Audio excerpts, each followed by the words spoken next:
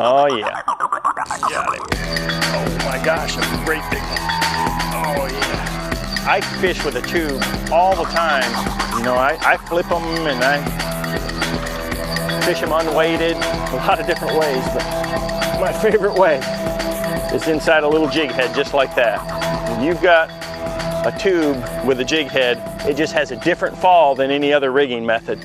But the key is it's the erratic fall. I can imitate just about any type of forage just by changing the color of that tube. You know, make it look like a crawfish, a goby, a shiner, a bluegill, a lot of different things. But that erratic fall when you hop it and when it falls initially on the cast is the key to the success of that.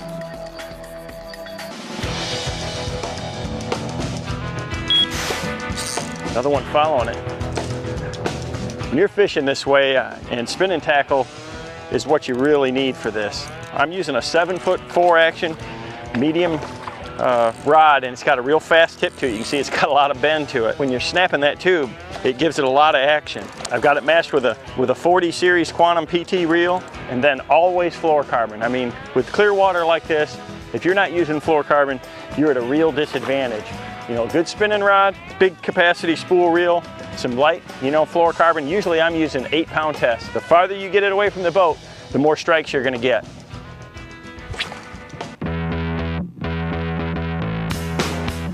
Got it.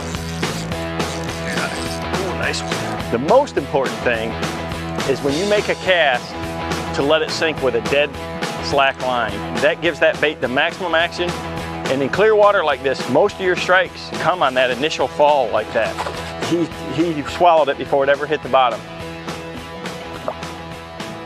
But if you want to get a real erratic action, you want to use a tube head like this that's got the lead poured down the length of the shaft. And I like the 60-degree flat eye hook in it also. It changes the way that thing is really going to fall. I've got a 1/4 ounce head right here. You know, if I'm looking for a real slow, seductive fall, the lighter weight head is going to be a lot better. If I want something that I'm going to try to trigger reaction strikes out of, you know, in real clear water situations, deep situations, I may go up to a 1/2 ounce head. But you want a good assortment with a premium sharp hook. Got it.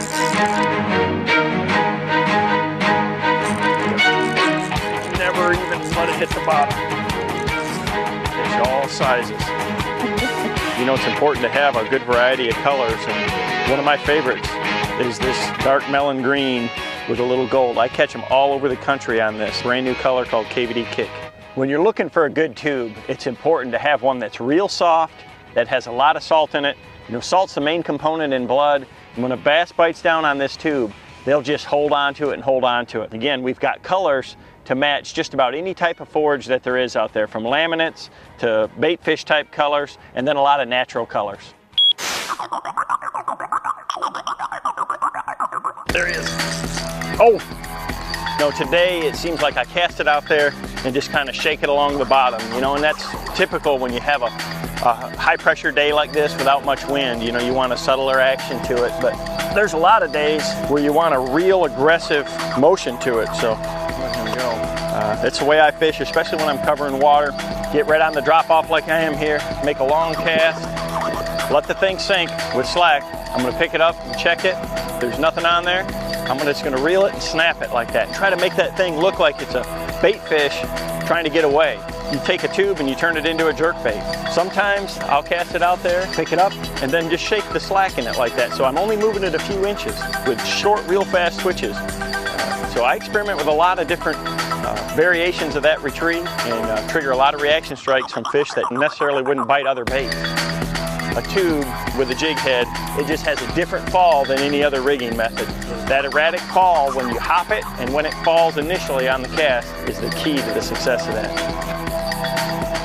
My #1 goal with the content that we create is to help you become a better angler and be more successful on the water. So if you like what you're seeing, make sure that you hit the like button, subscribe, and turn on your notifications so that you're gonna see all the content that we do and that we can keep bringing it to you.